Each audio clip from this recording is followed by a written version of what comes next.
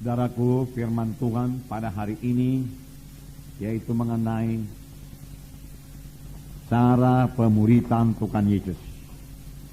Firman Tuhan hari ini yaitu mengenai cara pemuritan Tuhan Yesus. Bagaimana Tuhan Yesus memuridkan. Kita akan melihat bagaimana Tuhan Yesus memuridkan murid-muridnya. Dia begitu dekat dengan murid-murid. Dia banyak bersama-sama dengan murid-murid. Dan dia mengerjakan pelayanan, kemudian dia menerangkan apa yang dia kerjakan tersebut kepada murid-muridnya. Memang pemberitaan Injil kita itu harus dengan kuasa dan tanda ajaib, tetapi juga, saudaraku, Tuhan Yesus menyuruh kita untuk menjadikan sekalian bangsa muridnya.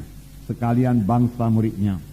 Tentunya kita mulai daripada bangsa kita lebih dahulu, bangsa Indonesia ini. Kita Injil dan kemudian kita muridkan. Itu adalah kehendak Tuhan. Nah, saudara, kita mengetahui bahwa orang Kristen yang mula-mula disebut Kristen ialah anak-anak Tuhan ataupun murid-murid Tuhan di Antioquia. Firman Tuhan berkata dalam Kisah 11, di Antioquia lah mereka untuk pertama kalinya disebut orang-orang Kristen. Mengapa? Karena kehidupan mereka telah berubah.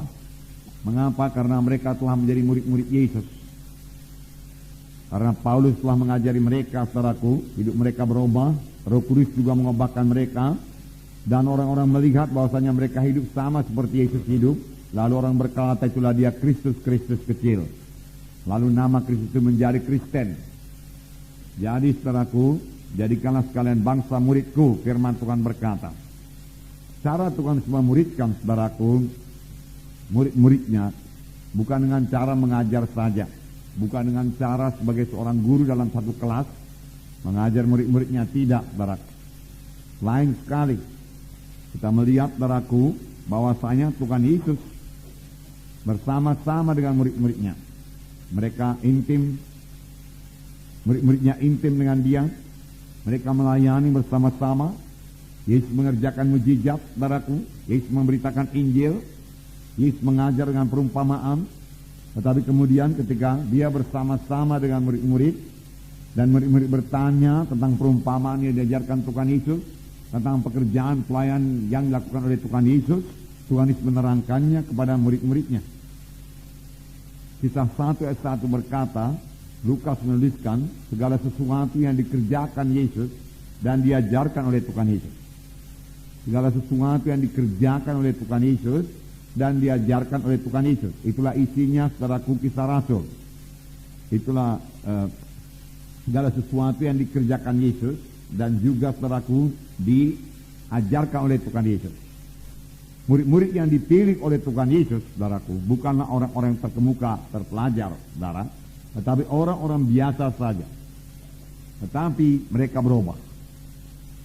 Dan, saudaraku, pemberitaan mereka sangat berhasil dan sangat berkuasa. Pelayanan mereka sangat berhasil dan sangat berkuasa. Dalam Kisah 4 ayat 13 dikatakan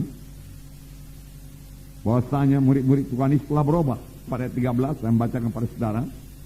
Ketika sidang itu melihat keberanian Petrus dan Yohanes dan mengetahui bahwa keduanya orang biasa yang tidak terpelajar, heranlah mereka dan mereka mengenal keduanya sebagai pengikut Kristus. Jadi mereka telah banyak berubah. Petrus berubah, orang biasa yang tidak terpelajar, kemudian dia mengajar dengan sangat berkuasa dalam urapan Tuhan, dan dia memberikan satu pernyataan yang luar biasa.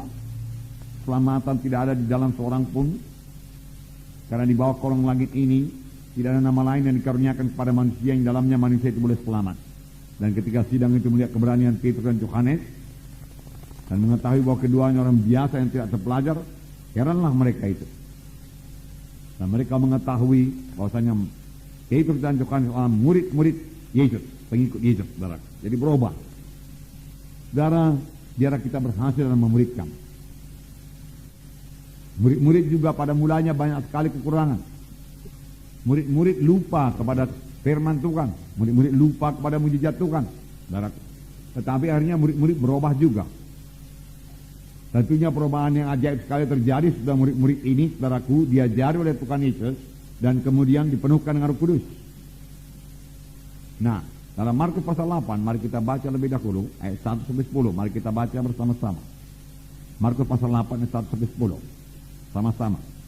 Pada waktu itu ada pula orang banyak di situ yang besar jumlahnya, dan karena mereka tidak mempunyai makanan, Yesus memanggil murid-muridnya dan berkata, hatiku tergerak oleh belas kasihan kepada orang banyak ini.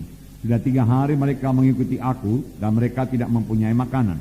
Dan jika mereka kusuruh pulang ke rumahnya dengan lapar, maka mereka akan rebah di jalan, sebab ada yang datang dari jauh. Murid-muridnya menjawab, bagaimanakah di tempat yang sunyi ini orang dapat memberi roti sampai kenyang? Yesus bertanya kepada mereka, berapa roti ada padamu? Jawab mereka, 7. Lalu ia menyuruh orang banyak itu duduk di tanah. Sesudah itu ia mengambil ke-7 roti itu, mengucap syukur, memecah-mecahkannya dan memberikannya kepada murid-muridnya untuk dibagi-bagikan. Dan mereka memberikannya kepada orang banyak. Mereka juga mempunyai beberapa ikan, dan sesudah mengucap berkat atasnya, ia menyuruh supaya ikan itu juga dibagi-bagikan. Dan mereka makan sampai kenyang. Kemudian orang mengumpulkan potongan-potongan roti yang sisa sebanyak 7 bakul. Mereka itu ada kira-kira 4.000 orang. Lalu Yesus menyuruh mereka pulang. Ia segera ke perahu dengan murid-muridnya dan bertolak ke daerah Dalmanuta. Ia segera ke perahu dengan murid-muridnya. Jadi Tuhan selalu bersama-sama dengan murid-muridnya. Kalau kita mau memuridkan saudaraku, kita harus banyak bersama-sama dengan murid-murid kita itu. Banyak mengunjungi mereka, saudaraku. Nah, di sini dikatakan, permulaan ayat ini dikatakan, orang banyak yang besar jumlahnya mengikuti Yesus.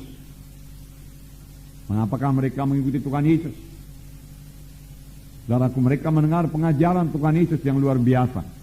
Firman Tuhan berkata, pengajaran Tuhan selain daripada pengajaran ahli Taurat dan orang-orang Farisi. Mengapa? Karena Tuhan mengajar seperti orang yang berkuasa. Karena Tuhan mengajar dengan kuasa. Dari manakah datangnya kuasa Tuhan Yesus? Lukas 4 berkata, roh Tuhan ada padaku, ia mengurapi aku untuk memberitakan kabar baik kepada orang miskin, pembebasan pada orang tertawan, pelepasan pada orang terikat. Ya. Dan memberitakan tahu rahmat Tuhan telah datang.